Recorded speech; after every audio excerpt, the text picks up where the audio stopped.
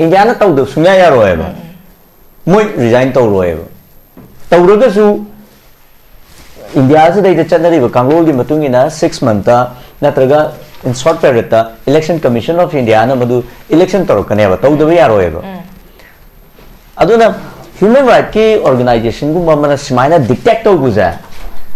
mà sẽ đây đó khôi cái India na yên lấy về sự ado am na sum bộ để hay đó conflict situation today da ngasi gi leriba tangdu leita da film je por ko matam da akoina aingi meng da gi ngakta akoina interpret to busu ya roiba masi yamna human oiba fibam ma da gi akoi result to wam sange ma lali adu lali ada lali na chatpa ka shya roiba akoi maitei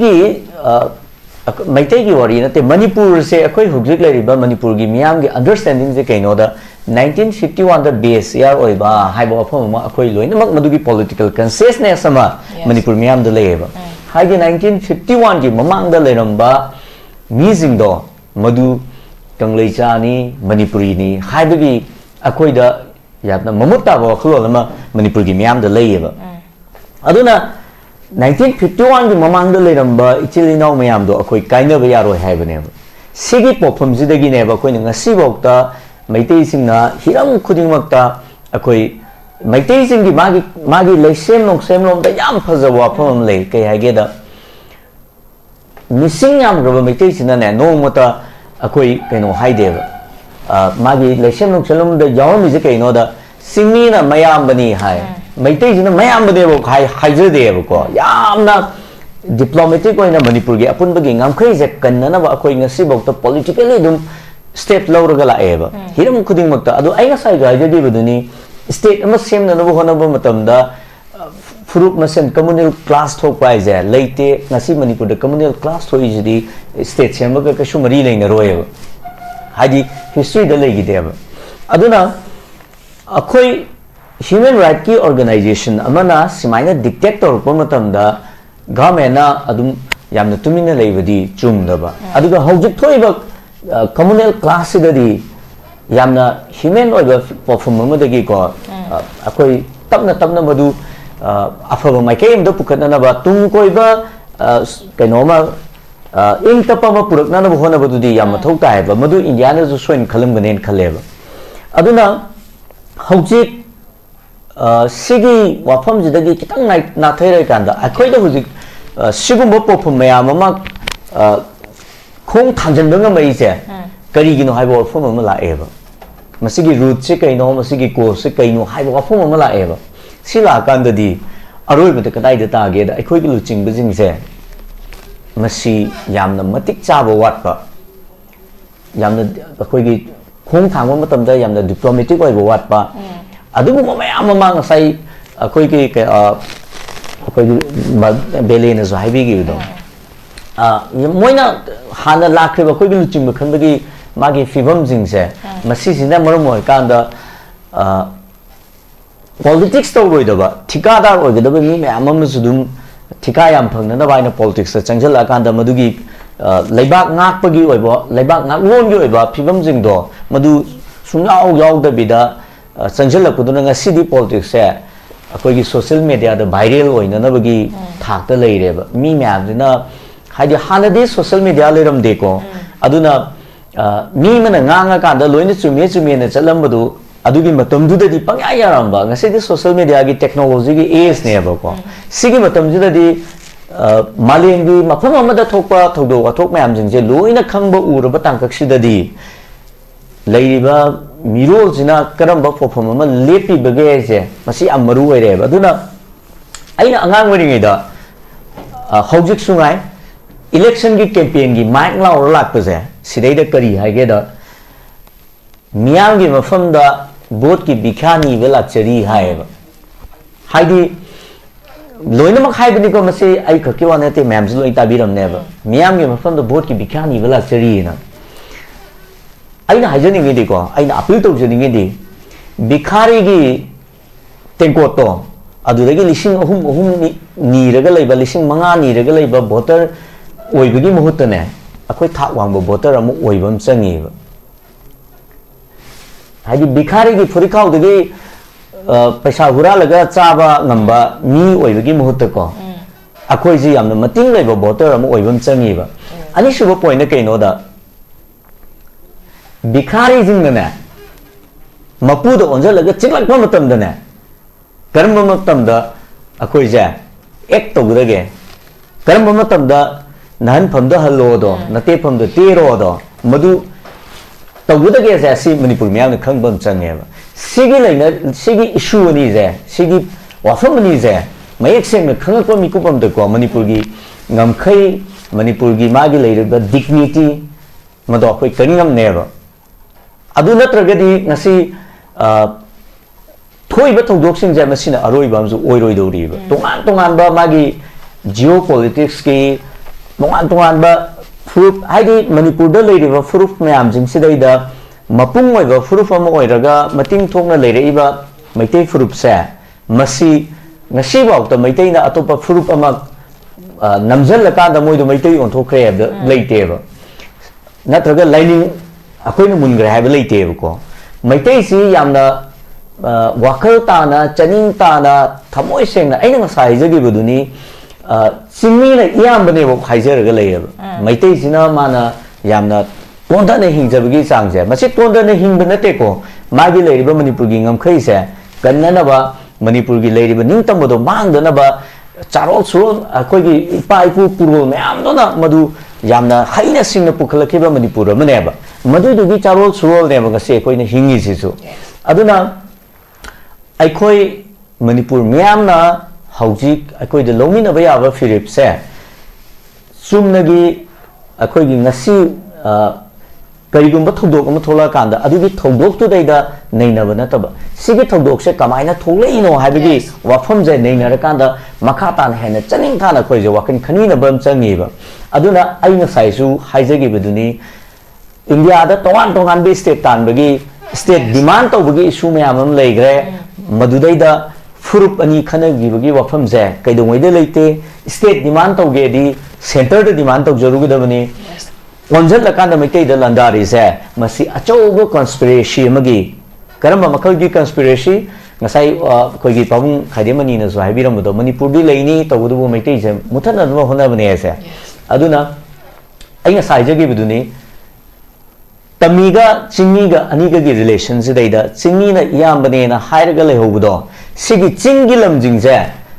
yellow mi mayam gi neba mai akoi gi tamigi na te ko tami ka ki na te yellow mi mayam gi neba sigi chingje singak na da akoi gi na December 14 da ne makoi dalai da mi fam ma pangto ki beze adugi mi fam dugi one day ahead da akoi UPF ke no amadi Ministry of Home Affairs ka makoi margi traperta to ama khaksu taw ki madda sudum chap chana UPF amdi ke no gi site gi so makoi gi fundamental rights sing se manipur lenga no matpaduna maram orakana makoi tonga to khai charagi happy gi decision se lakpani happy wa from power phongdo ke balai rabani adu itaragi hauzik leiriba kuki human rights council na thoklai ba koi gi formation of Manipur government da kuki MLA sing saru ya be yaroi haribse masi karamba authority do mahak sina hariba organization sina kuki loina box represent to yaga dori brahma ma da su resign to guta bani have gi threat ama khak lai ki madu da su PR government sina kari kuma action ama ta lokhat ki de masana ya na resign to zarge have about ta madu gi process me amam dai gi dori bani masidi hector organization ama khak na MLA sing minister sing gi mathak ta kugi threat oina lakpa gi pot ama khak lai bani oza ka mai thamai ni Manipur gi sigi leiba tangkak sidai da ngasagi kuki gi human right ki hadi human right ngasai paung mani na sutarpe gi bido human right ki organization go mu amana sigi wafam sidai da yamna intervene to busi kayamuk yamna reasonable oige have a question amadi lei mayam sile raga so khoi da akhoi ni yeng ba ya busi Manipur gi puwari da June 19 na ama thoki Manipur gi ngam khaiji kanna na bhona rakpa matam da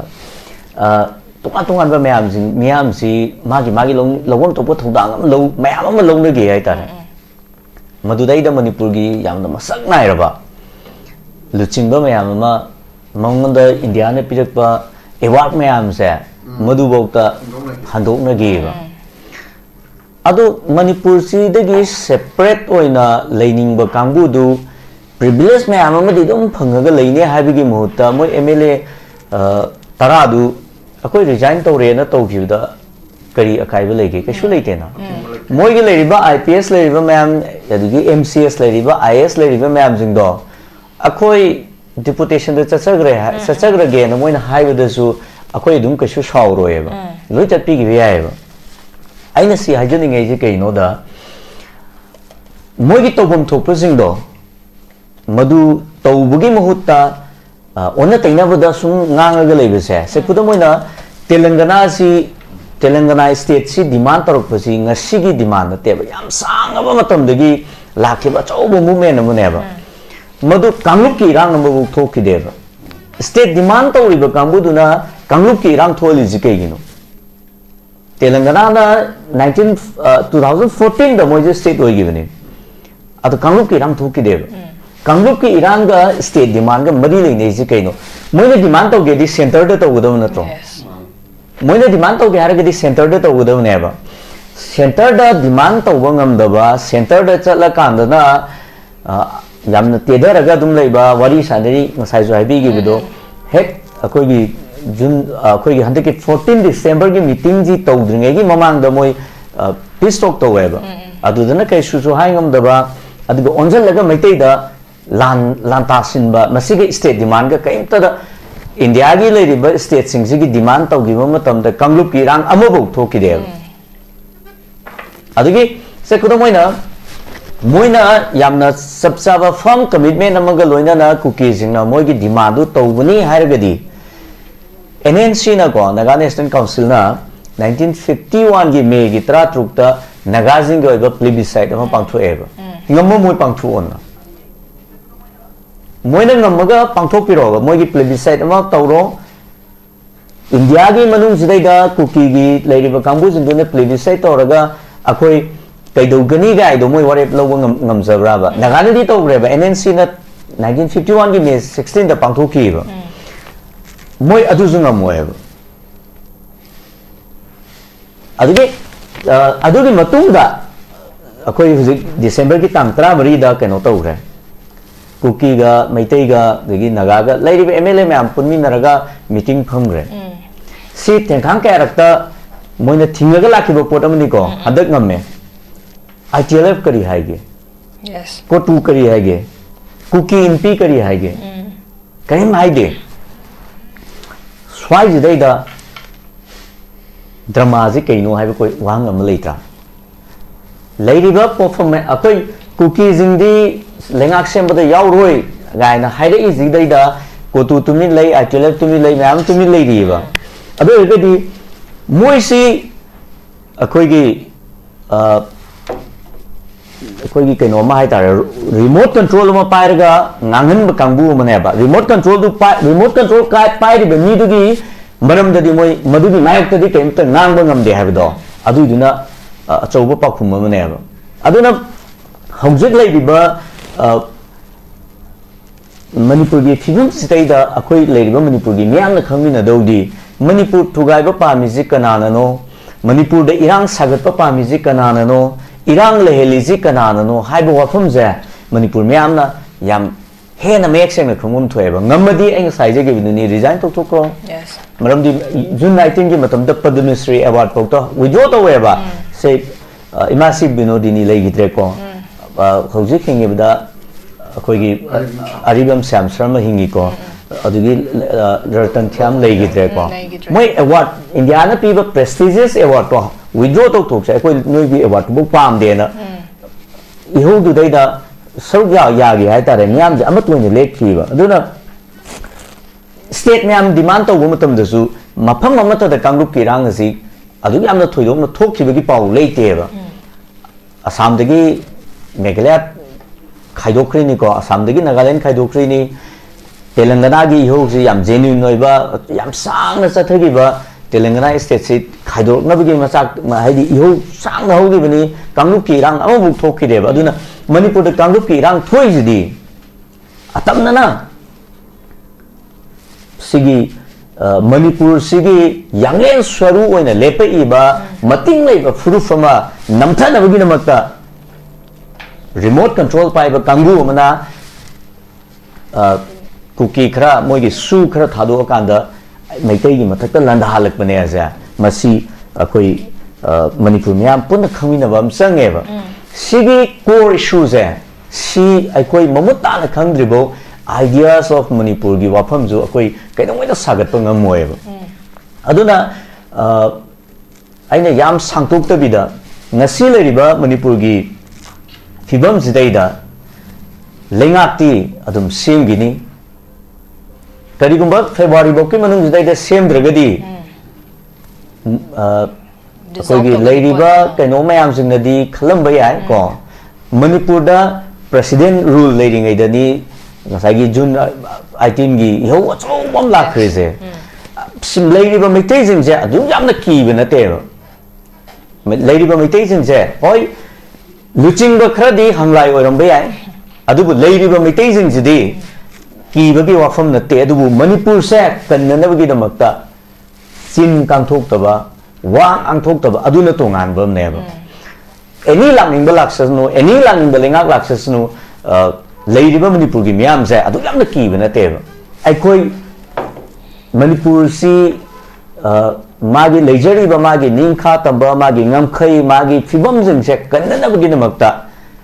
ngang ba ya wafam sing ngang ba ngang oi daba mayam sing phajal laga thamba madugi wafam du dai da aikoi ngasi bo teda sanaraga leilari ba ngakni hai tare si mayam loi khanggadong ne ba aduna Manipur da kanglup ki rang ama handak thokri je atamna na thon bani madu aikoi meitei bu muthan na ba meitei si ngasi ngayok cha fu magi thakta national highway da bok chat pa ngamhandana thammi ne ba India gumba super power ne haijaba masana masabu super power country ne na Malem sin batung masak tak na bu hunari balai ba kama da national highway amada thurpa ma chalan bangam de je India gi am lem janingai oi bra adu bu madu gi lem janingai oi do bodo madu pure raga thawaina sigi furup sa khu kunak kuleraga khurumana bagi adu gumba lalong du dai da ngasi akoi je awa pham si dai da namjal laga thambiri ne ba aduna moine seming bu mi dam da sem gini aduna ne ngasi Naitei ga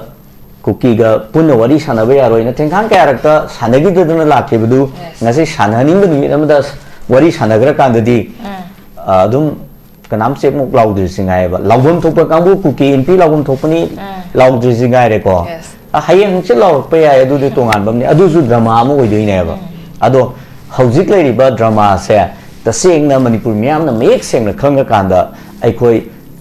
yamna punging phathana akoigi tobom thopa akoigi lobom thopa thodang do matam chana akoi longmina na ba adum sem sarga leimina ba changi haidra idi mai thamjani okay amazan thabigra akoigi leidiba president's rule say February the 13th dadi 1 year complete oigodorabani hariba masi fawgi manungda government system of taraga di akoi assembly se dissolve to yabagi condition amada lak bagi pot ama khasulari adubo akoi hojik chatkiba MLA singna koi chalam daida media da press briefing piba matamda koi government ama semak pa yabagi asada chatkiba ngaktani adubo oza hojik makoi na hariba se resign to hari akoi former government sema matamda mokoi se yawa yaroi habagi wafom phungdokra matungda mu resign to godamni last option se mokoi resign to godamni habi wafom makhak sulai duitardi resign to dragana kari possible outcome lakpa yaba aduga resign to hariba from government sema matamda yawa yaroi na hariba sina who are they have a question am khak sulai kari makoida rights leidana hariba wafom sima hoi legislature amakhakta harakpagi ngama ibanu habigi question sini oza kamai thaminingi Ainga saisha haijagi bituni human right organization amana sigumba wafam ama haibasidi adu yamdi maram chadabu oyeba adubu resign tawragasu akoida kema kaiba leiteba akoina leiri se India dani hujju akoina leiri se India daneba magi election commission of India na malayeba adugi moine resign tawrakanda election commission of India na automatically moigi mafam jingdo by election dum tawrakaneba 6 month manungda India na tawdu sunya yaroeba moi resign tawroeba tawragasu India se dai chanari ba Kanglol gi matungina 6 month natraga in short period ta election commission of India na madu election tawrakane ba tawdu yaroeba aduna human right ki organization gumba mana simaina dictate to guza masidai da akoi gi India na yeng lei bisisu adu yamna chumbu oide haida conflict situation se dai da ngasi gi lei ba tangdu leita da film je por kuma tam da akoi na ain gi meng da gi ngakta ꯑꯩꯈꯣꯏꯅ ꯏꯟꯇꯔꯄ꯭ꯔꯦꯠ ꯇꯧꯕꯁꯨ ꯌꯥꯔꯣꯏꯕ ꯃꯁꯤ ꯌꯥꯝꯅ human ꯑꯣꯏꯕ ꯐꯤꯕꯝ ꯑꯃꯗꯒꯤ ꯑꯩꯈꯣꯏ ꯔꯤꯖꯣꯜꯕ ꯇꯧꯕ ꯑꯃ ꯆꯪꯉꯦꯕ ꯃꯥ ꯂꯥꯜꯂꯤ ꯑꯗꯨ ꯂꯥꯜꯂꯤ ꯑꯗꯥ ꯂꯥꯜꯂꯤꯅ ꯆꯠꯄ ꯀꯩꯁꯨ ꯌꯥꯔꯣꯏꯕ ꯑꯩꯈꯣꯏ ꯃꯩꯇꯩꯒꯤ ꯋꯥꯔꯤ ꯅꯠꯇꯦ ꯃꯅꯤꯄꯨꯔꯁꯦ ꯑꯩꯈꯣꯏ ꯍꯧꯖꯤꯛ ꯂꯩꯔꯤꯕ ꯃꯅꯤꯄꯨꯔꯒꯤ ꯃꯤꯌꯥꯝꯒꯤ ꯑꯟꯗꯔꯁꯇꯦꯟꯗꯤꯡꯁꯦ ꯀꯩꯅꯣꯗ 1951ꯗ ꯕꯦꯁ ꯏꯌꯥꯔ ꯑꯣꯏꯕ ꯍꯥꯏꯕ ꯋꯥꯐꯝ ꯑꯃ ꯑꯩꯈꯣꯏ ꯂꯣꯏꯅꯃꯛ ꯃꯗꯨꯒꯤ ꯄꯣꯂꯤꯇꯤꯀꯦꯜ ꯀꯟꯁꯤꯌꯁꯅꯦꯁ ꯑꯃ ꯃꯅꯤꯄꯨꯔ ꯃꯤꯌꯥꯝꯗ ꯂꯩꯌꯦꯕ ꯍꯥꯏꯗꯤ 1951ꯒꯤ ꯃꯃꯥꯡꯗ ꯂꯩꯔꯝꯕ ꯃꯤꯁꯤꯡꯗꯣ ꯃꯗꯨ ꯀꯪꯂꯩꯆꯥꯅꯤ ꯃꯅꯤꯄꯨꯔꯤꯅꯤ ꯍꯥꯏꯕꯒꯤ ꯑꯩꯈꯣꯏꯗ ꯌꯥꯝꯅ ꯃꯃꯨꯠ ꯇꯥꯕ ꯋꯥꯈꯜꯂꯣꯟ ꯑꯃ ꯃꯅꯤꯄꯨꯔꯒꯤ ꯃꯤꯌꯥꯝꯗ ꯂꯩꯌꯦꯕ ꯑꯗꯨꯅ 1951ꯒꯤ ꯃꯃꯥꯡꯗ ꯂꯩꯔꯝꯕ ꯏꯆꯤꯜ ꯏꯅꯥꯎ ꯃꯌꯥꯝꯗꯣ ꯑꯩꯈꯣꯏ ꯀꯥꯏꯅꯕ ꯌꯥꯔꯣꯏ ꯍꯥꯏꯕꯅꯦꯕ ꯁꯤꯒꯤ ꯄꯣꯛꯐꯝꯁꯤꯗꯒꯤꯅꯦꯕ ꯑꯩꯈꯣꯏꯅ ꯉꯁꯤꯐꯥꯎꯗ ꯃꯩꯇꯩꯁꯤꯡꯅ ꯍꯤꯔꯝ ꯈꯨꯗꯤꯡꯃꯛꯇ ꯑꯩꯈꯣꯏ ꯃꯩꯇꯩꯁꯤꯡꯒꯤ ꯃꯥꯒꯤ ꯂꯩꯁꯦꯝ ꯅꯣꯡꯁꯦꯝꯂꯣꯝꯗ ꯌꯥꯝ ꯐꯖꯕ ꯋꯥꯐꯝ ꯑꯃ ꯂꯩ ꯀꯩ ꯍꯥꯏꯒꯦꯗ ꯃꯤꯁꯤꯡ ꯌꯥꯝꯈ꯭ꯔꯕ ꯃꯩꯇꯩꯁꯤꯅꯅꯦ ꯅꯣꯡꯃꯇ ꯑꯩꯈꯣꯏ ꯀꯩꯅꯣ ꯍꯥꯏꯗꯦꯕ ꯃꯥꯒꯤ ꯂꯩꯁꯦꯝ ꯅꯣꯡꯁꯦꯝꯂꯣꯝꯗ ꯌꯥꯎꯔꯝꯃꯤꯁꯦ ꯀꯩꯅꯣꯗ ꯆꯤꯡꯃꯤꯅ ꯃꯌꯥꯝꯕꯅꯤ ꯍꯥꯏ ꯃꯩꯇꯩꯁꯤꯅ ꯃꯌꯥꯝꯕꯅꯦꯕ ꯍꯥꯏꯖꯗꯦꯕꯀꯣ ꯌꯥꯝꯅ ꯗꯤꯄ꯭ꯂꯣꯃꯦꯇꯤꯛ ꯑꯣꯏꯅ ꯃꯅꯤꯄꯨꯔꯒꯤ ꯑꯄꯨꯟꯕꯒꯤ ꯉꯝꯈꯩꯁꯦ ꯀꯟꯅꯅꯕ ꯑꯩꯈꯣꯏ ꯉꯁꯤꯐꯥꯎꯗ ꯄꯣꯂꯤꯇꯤꯀꯦꯜꯂꯤ ꯑꯗꯨꯝ ꯁ꯭ꯇꯦꯞ ꯂꯧꯔꯒ ꯂꯥꯛꯑꯦꯕ ꯍꯤꯔꯝ ꯈꯨꯗꯤꯡꯃꯛꯇ ꯑꯗꯣ ꯑꯩ ꯉꯁꯥꯏꯁꯨ ꯍꯥꯏꯖꯈꯤꯕꯗꯨꯅꯤ ꯁ꯭ꯇꯦꯠ ꯑꯃ ꯁꯦꯝꯅꯅꯕ ꯍꯣꯠꯅꯕ ꯃꯇꯝꯗ ꯐꯨꯔꯨꯞ ꯃꯁꯦꯟ ꯀꯝꯃꯨꯅꯦꯜ ꯀ꯭ꯂꯥꯁ ꯊꯣꯛꯄ ꯍꯥꯏꯁꯦ ꯂꯩꯇꯦ ꯉꯁꯤ ꯃꯅꯤꯄꯨꯔꯗ ꯀꯝꯃꯨꯅꯦꯜ ꯀ꯭ꯂꯥꯁ ꯊꯣꯛꯏꯁꯤꯗꯤ ꯁ꯭ꯇꯦꯠ ꯁꯦꯝꯕꯒ ꯀꯩꯁꯨ ꯃꯔꯤ ꯂꯩꯅꯔꯣꯏꯕ ꯍꯥꯏꯗꯤ ꯍꯤꯁꯇ꯭ꯔꯤꯗ ꯂꯩꯈꯤꯗꯦꯕ ꯑꯗꯨꯅ ꯑꯩꯈꯣꯏ ꯍ꯭ꯌꯨꯃꯦꯟ ꯔꯥꯏꯠꯀꯤ ꯑꯣꯔꯒꯅꯥꯏꯖꯦꯁꯟ ꯑꯃꯅ ꯁꯨꯃꯥꯏꯅ ꯗꯤꯛꯇꯦꯠ ꯇꯧꯔꯛꯄ ꯃꯇꯝꯗ ꯒꯚꯔꯟꯃꯦꯟꯠꯅ ꯑꯗꯨꯝ ꯌꯥꯝꯅ ꯇꯨꯃꯤꯟꯅ ꯂꯩꯕꯗꯤ ꯆꯨꯝꯗꯕ ꯑꯗꯨꯒ ꯍꯧꯖꯤꯛ ꯊꯣꯛꯏꯕ ꯀꯝꯃꯨꯅꯦꯜ ꯀ꯭ꯂꯥꯁꯁꯤꯗꯗꯤ ꯌꯥꯝꯅ ꯍ꯭ꯌꯨꯃꯦꯟ ꯑꯣꯏꯕ ꯄꯣꯠꯐꯝ ꯑꯃꯗꯒꯤꯀꯣ ꯑꯩꯈꯣꯏ ꯇꯞꯅ ꯇꯞꯅ ꯃꯗꯨ ꯑꯐꯕ ꯃꯥꯏꯀꯩ ꯑꯃꯗ ꯄꯨꯈꯠꯅꯅꯕ ꯇꯨꯡ ꯀꯣꯏꯕ ꯀꯩꯅꯣꯃ ꯏꯪ ꯇꯞꯄ ꯑꯃ ꯄꯨꯔꯛꯅꯅꯕ ꯍꯣꯠꯅꯕꯗꯨꯗꯤ ꯌꯥꯝ ꯃꯊꯧ ꯇꯥꯏꯌꯦꯕ ꯃꯗꯨ ꯏꯟꯗꯤꯌꯥꯅꯁꯨ ꯁꯣꯏꯅ ꯈꯜꯂꯝꯒꯅꯦꯅ ꯈꯜꯂꯦꯕ ꯑꯗꯨꯅ ꯍꯧꯖꯤꯛ ꯁꯤꯒꯤ ꯋꯥꯐꯝꯁꯤꯗꯒꯤ ꯈꯤꯇꯪ ꯅꯥꯊꯩꯔꯀꯥꯟꯗ ꯑꯩꯈꯣꯏꯗ ꯍꯧꯖꯤꯛ ꯁꯤꯒꯨꯝꯕ ꯄꯣꯠꯐꯝ ꯃꯌꯥꯝ ꯑꯃ ꯈꯣꯡ ꯊꯥꯡꯖꯤꯟꯕ ꯉꯝꯃꯛꯏꯁꯦ ꯀꯔꯤꯒꯤꯅꯣ ꯍꯥꯏꯕ ꯋꯥꯐꯝ ꯑꯃ ꯂꯥꯛꯑꯦꯕ ꯃꯁꯤꯒꯤ ꯔꯨꯠꯁꯦ ꯀꯩꯅꯣ ꯃꯁꯤꯒꯤ ꯀꯣꯁꯁꯦ ꯀꯩꯅꯣ ꯍꯥꯏꯕ ꯋꯥꯐꯝ ꯑꯃ ꯂꯥꯛꯑꯦꯕ ꯁꯤ ꯂꯥꯛꯑꯀꯥꯟꯗꯗꯤ ꯑꯔꯣꯏꯕꯗ ꯀꯗꯥꯏꯗ ꯇꯥꯒꯦꯗ ꯑꯩꯈꯣꯏꯒꯤ ꯂꯨꯆꯤꯡꯕꯁꯤꯡꯁꯦ ꯃꯁꯤ ꯌꯥꯝꯅ ꯃꯇꯤꯛ ꯆꯥꯕ ꯋꯥꯠꯄ ꯌꯥꯝꯅ ꯑꯩꯈꯣꯏꯒꯤ ꯈꯣꯡ ꯊꯥꯡꯕ ꯃꯇꯝꯗ ꯌꯥꯝꯅ ꯗꯤꯄ꯭ꯂꯣꯃꯦꯇꯤꯛ ꯑꯣꯏꯕ ꯋꯥꯠꯄ ꯑꯗꯨꯒꯨꯝꯕ ꯃꯌꯥꯝ ꯑꯃ ꯉꯁꯥꯏ ꯑꯩꯈꯣꯏꯒꯤ ꯕꯦꯂꯦꯅꯁꯨ ꯍꯥꯏꯕꯤꯈꯤꯕꯗꯣ ꯃꯣꯏꯅ ꯍꯥꯟꯅ ꯂꯥꯛꯈ꯭ꯔꯤꯕ ꯑꯩꯈꯣꯏꯒꯤ ꯂꯨꯆꯤꯡꯕ ꯈꯟꯕꯒꯤ ꯃꯥꯒꯤ ꯐꯤꯕꯝꯁꯤꯡꯁꯦ ꯃꯁꯤꯁꯤꯅ ꯃꯔꯝ ꯑꯣꯏꯔꯀꯥꯟꯗ ꯄꯣꯂꯤꯇꯤꯛꯁ ꯇꯧꯔꯣꯏꯗꯕ ꯊꯤꯀꯥꯗꯥꯔ ꯑꯣꯏꯒꯗꯕ ꯃꯤ ꯃꯌꯥꯝ ꯑꯃꯁꯨ ꯑꯗꯨꯝ ꯊꯤꯀꯥ ꯌꯥꯝ ꯐꯪꯅꯅꯕ ꯍꯥꯏꯅ ꯄꯣꯂꯤꯇꯤꯛꯁꯇ ꯆꯪꯁꯤꯜꯂꯛꯑꯀꯥꯟꯗ ꯃꯗꯨꯒꯤ ꯂꯩꯕꯥꯛ ꯉꯥꯛꯄꯒꯤ ꯑꯣꯏꯕ ꯂꯩꯕꯥꯛ ꯉꯥꯛꯂꯣꯟꯒꯤ ꯑꯣꯏꯕ ꯐꯤꯕꯝꯁꯤꯡꯗꯣ ꯃꯗꯨ ꯁꯨꯡꯌꯥꯎ ꯌꯥꯎꯗꯕꯤꯗ ꯆꯪꯁꯤꯜꯂꯛꯄꯗꯨꯅ ꯉꯁꯤꯗꯤ ꯄꯣꯂꯤꯇꯤꯛꯁꯁꯦ ꯑꯩꯈꯣꯏꯒꯤ ꯁꯣꯁꯤꯌꯦꯜ ꯃꯦꯗꯤꯌꯥꯗ ꯚꯥꯏꯔꯦꯜ ꯑꯣꯏꯅꯅꯕꯒꯤ ꯊꯥꯛꯇ ꯂꯩꯔꯦꯕ ꯃꯤ ꯃꯌꯥꯝꯁꯤꯅ ꯍꯥꯏꯗꯤ ꯍꯥꯟꯅꯗꯤ ꯁꯣꯁꯤꯌꯦꯜ ꯃꯦꯗꯤꯌꯥ ꯂꯩꯔꯝꯗꯦꯀꯣ ꯑꯗꯨꯅ ꯃꯤ ꯑꯃꯅ ꯉꯥꯡꯉꯀꯥꯟꯗ ꯂꯣꯏꯅ ꯆꯨꯝꯃꯦ ꯆꯨꯝꯃꯦꯅ ꯆꯠꯂꯝꯕꯗꯨ ꯑꯗꯨꯒꯤ ꯃꯇꯝꯗꯨꯗꯗꯤ ꯄꯪꯌꯥ ꯌꯥꯔꯝꯕ ꯉꯁꯤꯗꯤ ꯁꯣꯁꯤꯌꯦꯜ ꯃꯦꯗꯤꯌꯥꯒꯤ ꯇꯦꯛꯅꯣꯂꯣꯖꯤꯒꯤ ꯑꯦꯖꯅꯦꯕꯀꯣ ꯁꯤꯒꯤ ꯃꯇꯝꯁꯤꯗꯗꯤ ꯃꯥꯂꯦꯝꯒꯤ ꯃꯐꯝ ꯑꯃꯗ ꯊꯣꯛꯄ ꯊꯧꯗꯣꯛ ꯋꯥꯊꯣꯛ ꯃꯌꯥꯝꯁꯤꯡꯁꯦ ꯂꯣꯏꯅ ꯈꯪꯕ ꯎꯔꯕ ꯇꯥꯡꯀꯛꯁꯤꯗꯗꯤ ꯂꯩꯔꯤꯕ ꯃꯤꯔꯣꯜꯁꯤꯅ ꯀꯔꯝꯕ ꯄꯣꯠꯐꯝ ꯑꯃ ꯂꯦꯞꯄꯤꯕꯒꯦ ꯍꯥꯏꯁꯦ ꯃꯁꯤ ꯌꯥꯝ ꯃꯔꯨ ꯑꯣꯏꯔꯦꯕ ꯑꯗꯨꯅ ꯑꯩꯅ ꯑꯉꯥꯡ ꯑꯣꯏꯔꯤꯉꯩꯗ ꯍꯧꯖꯤꯛꯁꯨ ꯉꯥꯏ इलेक्शन की कैंपेन की माइक लाउर लाक्पसे सिदैदा करी हाइगेदा मियाम की मफमदा वोट की बिखा नीबे लाक्चरी हाइबा हाइदी लोइनमक हाइबनिको मसे आई खके वानेते मैम्स लोइ ताबिरमनेबा मियाम की मफमदा वोट की बिखा नीबे लाक्चरी ना आइना हाइजनिंगेदिको आइना अपील तौजनिंगेदि बिखारी की टेंकोतो अदुदगी लिसिंग अहुम अहुम नीरगा लैबा लिसिंग मंगा नीरगा लैबा वोटर ओइबगी मुहुतने अखोय थाक वांगबो वोटर अमु ओइबम चंगीबा हाइदि बिखारी की फुरिखाउदगी पैसा हुरालगा चाबा ngamba मी ओइबगी मुहुतको अखोय जी यामना मतिंग लैबा वोटर अमु ओइबम चंगीबा अनि सुबो पॉइंट कइनोदा बिखारी जिंगने मपुद ओंजलगा चिकलकपा मतमदने करम मतमदा अखोय जे एक तौदगे करम मतमदा नहन फमदा हल्लोदो नते फमदा तेरोदो मधु तौदगे जे सि मणिपुर मियाम खंगबम चंगेबा सिगी लैना सिगी इशू नि जे सिगी वाफम नि जे मयेक सेंग खंगकपा मिकुपम दको मणिपुर की ngमखै Manipur gi magi leiriba dignity mado akhoi kaningam neba adu natragadi ngasi thoiba thogdoksing je masina aroiba amju oiroi doriba tongan ba magi geopolitics ki tongan ba fruit haidi Manipur da leiriba fruit mayam jing sidaida mapung oiba fruit ama oiraga mating thongna leireiba maitei fruit se masi ngasi bawta maitei na atopa fruit ama namjal la ka da moido maitei on thokre abda leiteba natraga lining akoina mungre haiba leiteba ko maitei si yamna wakal tana chaning tana thamoi sengna aina ngasai jagi buduni singmi na iyambane bo khaijaraga leiba maitei sina mana yamna tonda na hingjabagi changje masi tonda na hingba nate ko magi leiriba Manipur gi ngamkhai se kannana ba Manipur gi leiriba ningtambodo mangdana ba charol surol akoigi ipa ipu purul mayam dona madu yamna haina singna pukhalakhiba Manipur amaneba madudugi charol surol neba ngase akoina hingi sisu aduna aikoi Manipur mayamna haujik aikoi de lomina ba yaba firip se sumnagi akoigi ngasi karigumba thogdok ama thola kanda adugi thogdok tu daida neinaba nataba sigi thogdok se kamaina thogleino haibagi wafam je neinara kanda makha tan hena chaning thana khoi je wakin khani na bam changiba aduna aina saisu haijagi beduni India da tongan bi state tan bagi state demand to bagi issue me amam leigre madudaida furup ani khana gi bagi wafam je kaidongoi de leite state demand to ge di center de demand to jarugi da bani Onjal la kanda maitei da landari se masi achogo conspiracy magi karamba makal gi conspiracy ngasai khoi gi pam khadimani na so haibiram do Manipur di leini to du maitei se muthana no hona bane se aduna aina saija gi biduni tamiga chingiga aniga gi relation se daida chingi na iyambane na hairaga le hobudo sigi chingi lamjing se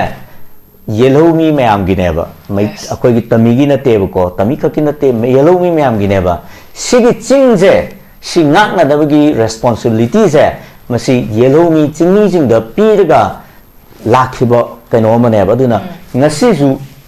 sigi lam je sigi mapu je kanano ji chingni yellow mi mayam he na khandara kanda Manipur punna kamina bam changi hai bofam jai appeal to jeni okay hamngaise hogi hosike lariba conflict sida chamak hogi gyanta da bagi por amakha leiba myam am tholok paduna conflict sum makha jathara bagi por amakha leibani masina mu karai da kaira ke haba matam da koi idea of Manipur gi loina ba koi apun bagi sakta amakha sagat ba matam da loina ba kaithara bagi por amakha leibani